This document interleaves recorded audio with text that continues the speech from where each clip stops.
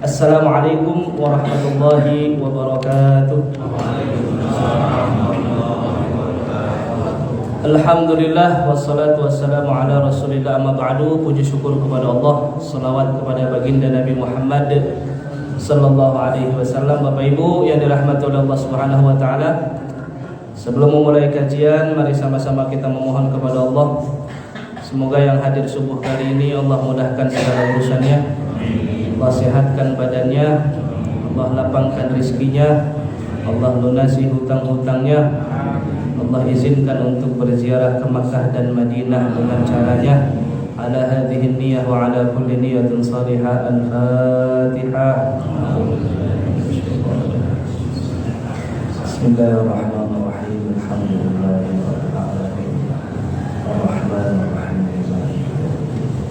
Iyyaka na'budu wa iyyaka nasta'in. Ihdinas siratal mustaqim, siratal ladzina an'amta 'alaihim ghairil maghdubi 'alaihim waladdallin.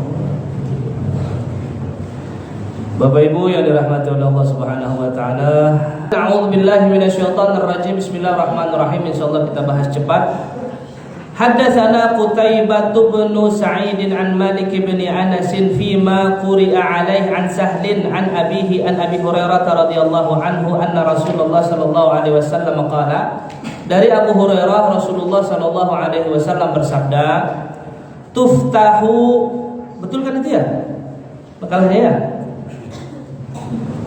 Tuftahu abwabul jannati yaumal itsnaini wa yaumal khamis.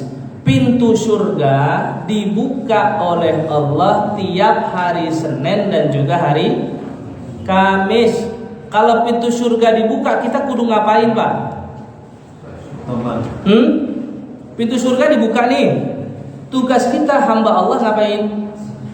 Istighfar atau melakukan amal soleh. Kalau yang dicontohin Nabi, apa amal soleh Nabi tiap Senin dan Kamis? Nabi melaksanakan puasa. Jadi tuftahu abwabul jannati yaumal itsnaini wa yaumal khamis. Pintu surga dibuka hari Senin dan hari Kamis. Perbanyak saat itu istighfar kepada Allah, dan kalau bisa puasa silakan puasa. Fayughfaru likulli 'abdin. Mereka yang istighfar pada hari Senin dan Kamis itu akan diampunkan oleh Allah dosa-dosanya, la yusyriku billahi syai'a, selama mereka tidak syirik kepada Allah. Illa, kecuali, jadi gini, hari Senin Kamis kita istighfar nih Pak, dosa kita diampunkan oleh Allah. Kalau ada orang yang syirik pada hari Senin dan Kamis, dosanya tidak diampunkan oleh Allah. Kemudian illa, dan juga setelah syirik yang kedua, rajulan kanat bainahu wa baina akhihi syahna'u, yang seorang laki-laki atau perempuan dengan saudaranya masih dalam keadaan bertikai atau berantem. Pertanyaannya Pak, kalau sesama saudara ribut, paling lama ributnya berapa biasanya? Itu sunnah Nabi, itu aturan dari hadis. Yang terjadi sekarang,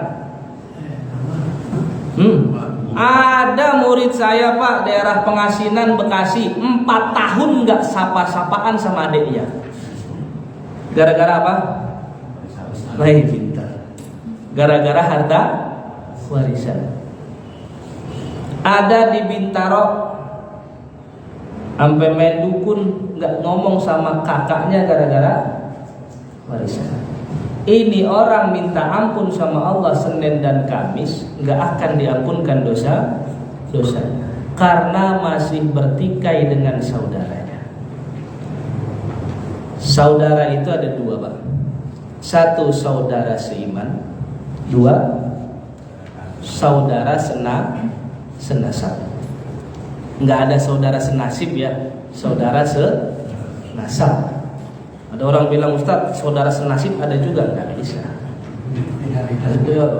Sama-sama Gojek ya senasib. Dia miskin ya senasib. Dia cerai ya senasib, tidak ada itu. Saudara cuma dua, saudara seiman dan juga saudara senasab. Kalau ada syahna itu apa enaknya ya? Permusuhan antar saudara, maka dosanya tidak diampunkan oleh Allah sekalipun dia istighfar puluhan ribu kali. Kemudian fayuqalu, ketika ada sesama saudara ribut, dia minta ampun sama Allah, Allah bilang ke malaikat, anziru hadaini hatta yastaliha. Anziru hadaini hatta yastaliha. Anziru hadaini hatta yastaliha. Tangguhkan pengampunan buat dia sampai dua orang ini berdamai. Pak, Bu, kalau ada di antara kita di masjid ini hari ini masih bertikai, tolong habis ini langsung berdamai. Sepahit apapun, sebenar apapun posisi kita benar. Ada enggak orang yang benar berani minta maaf duluan? Dia benar, tapi dia yang minta maaf duluan. Ustadz, saya udah minta maaf duluan, tapi saudara saya nggak maafin. Bagaimana itu, Pak? Ya tidak masalah. Besoknya minta maaf lagi, nggak dimaafin, minta maaf lagi. Disambung dia mutusin, dia sambung lagi. Disambung silaturahminya diputus, kita sambung lagi. Itu nilai pahala buat kita berlipat ganda. Tolong dengan sangat mubazir kesempatan.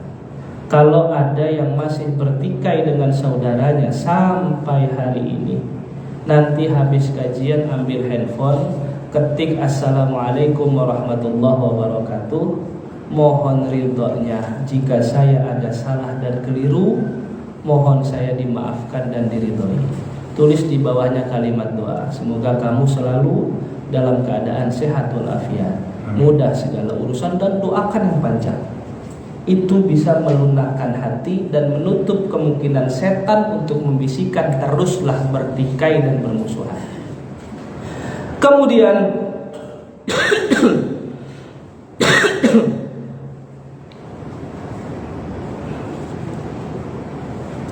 di antara sebab-sebab seseorang tertunda masuk surga, yang pertama ya karena tidak diampunkan dosanya oleh Allah.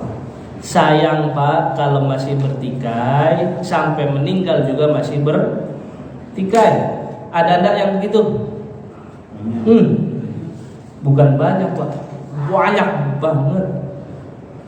Di Mampang Perapatan ada juga saya punya murid Pak. Kakaknya ekonominya cukup bagus lah. Adiknya tidak terlalu bagus. Adiknya bilang sama kakaknya, bang, modalin gua bisnis katanya. Mau bisnis apa? Kata kakaknya, mau bisnis hewan kurban, sapi, kambing, dan modelannya sapi, kambing, kebo lah. Dimodalin sama kakaknya. Udah berjalan 1 tahun.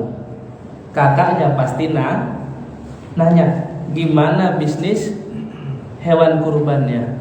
Ternyata hewan kurbannya punya keuntungan yang cukup besar.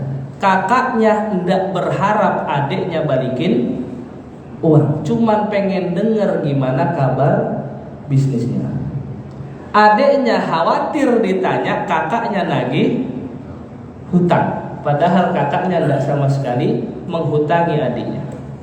2 tahun bisnisnya makin bagus, adiknya beli motor baru, punya rumah, di atasnya itu dibikin kos-kosan, kontrakan. Mampang Perapatan itu kan kos-kosan semua Pak.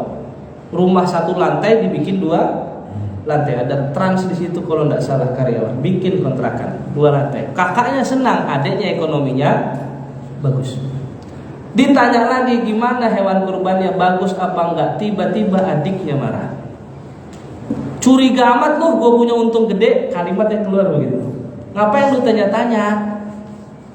Kakaknya dengar kalimat itu, ya abang mana yang tidak sedih, cuma mau nanya, enggak mau nanya. Fasubhanallah, ternyata Allah kayaknya lebih sayang ke kakaknya.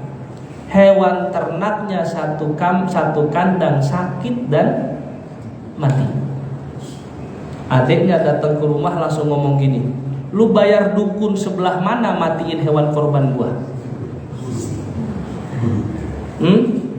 Habis pak, dituduh habis-habisan. Lu bayar dukun mana hewan korban gua bisa mati semua. Terakhir pak, adiknya sakit, kemudian sakit kakaknya nelfon saya, Ustaz, apa jangan-jangan saya yang bersalah? Saya tanya, ada keluar sumpah enggak? Enggak ada.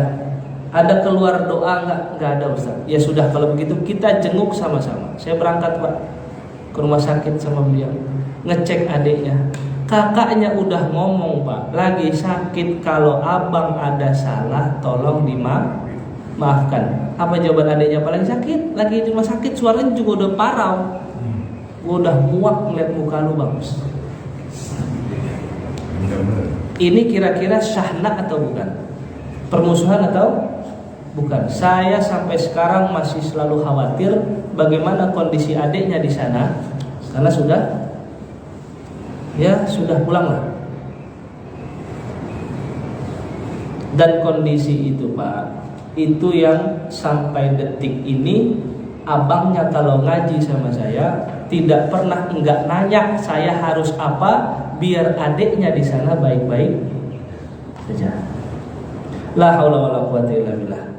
Yang kedua, di antara sebab tidak masuk surga adalah makan harta orang lain secara zalim. Pertanyaannya Pak, ada orang minjem duit.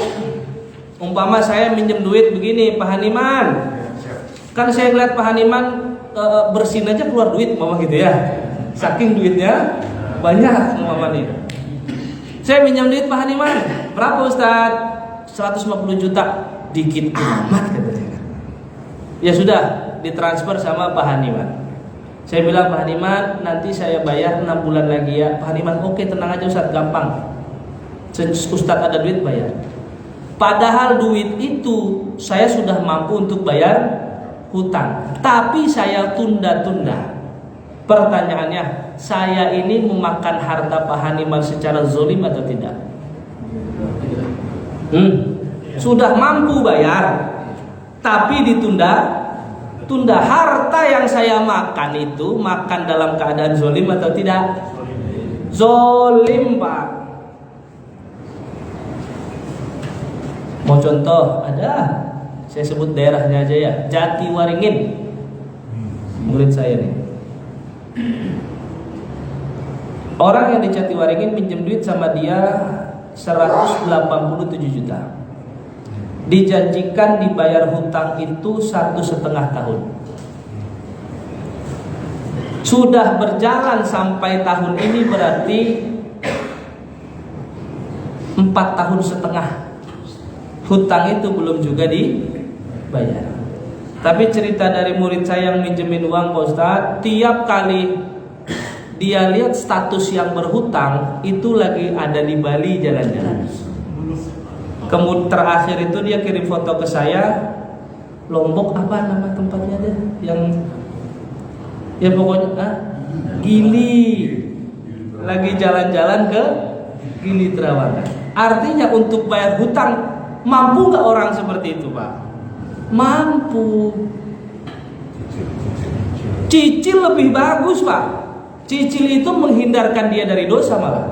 Ini boro-boro nyicil, ditagih galakan. Kan sekarang yang aneh begitu Pak. Yang ngutang dia, ditagih galakan dia. Jadi kita kayak yang ngemis sama dia. Hati-hati. Jika ada di antara kita yang punya hutang sama orang, kemudian cukup mampu untuk mencicil, tolong dicicil. Jangan sampai kita jadi sebab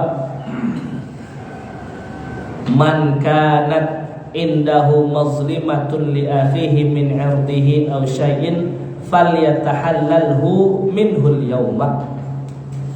Kalau ada utang belum dilunasin, tolong segera dilunaskan, karena itu bisa jadi sebab tidak masuk surga. Terakhir,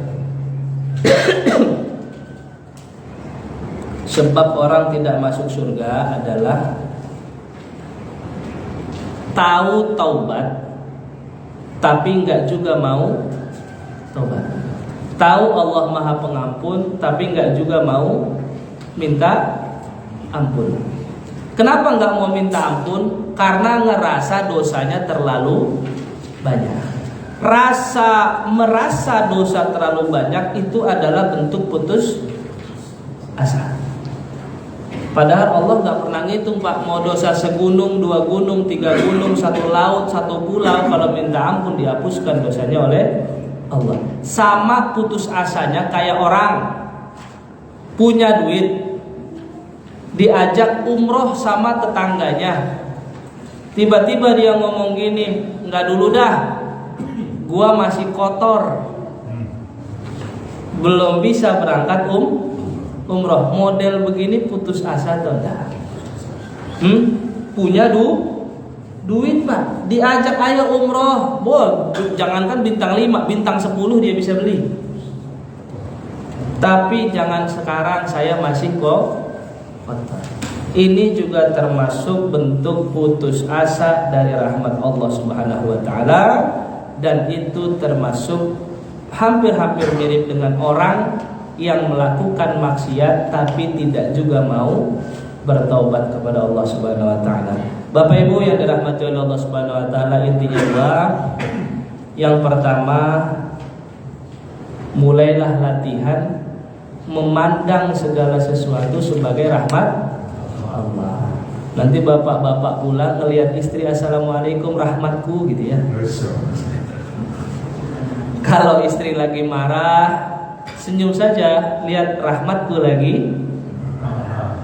Suami lagi susah diatur, naruh anduk masih sembarangan, naruh kos kaki masih sembarangan, masya Allah, rahmatku belum juga teratur dan rapi. Anak susah disuruh sholat, susah disuruh ngaji, alhamdulillah, aku masih disuruh ngurus rahmatku dan didik dia biar mau sholat. Kira-kira capek nggak hidup begitu, Pak? Nggak akan capek. Yang kedua, jangan sampai punya masalah dengan saudara seiman dan juga saudara senasab. Wassallallahu ala khairi khalqihi Muhammadin wa ala alihi wa ashabihi ajma'in bi rahmatika ya arhamar rahimin. Allahumma astaudi'na bima 'allamtanahu fandur ilaina inda hajatina ilaik. Ya Allah, kami titipkan apa yang telah Engkau ajarkan kepada kami ya Allah. Kembalikanlah ilmu ini di saat kami membutuhkannya ya Allah. Wassallallahu ala khairi khalqihi Muhammadin wa ala alihi wa ashabihi ajma'in bi rahmatika ya arhamar rahimin. Walhamdulillahirabbil alamin.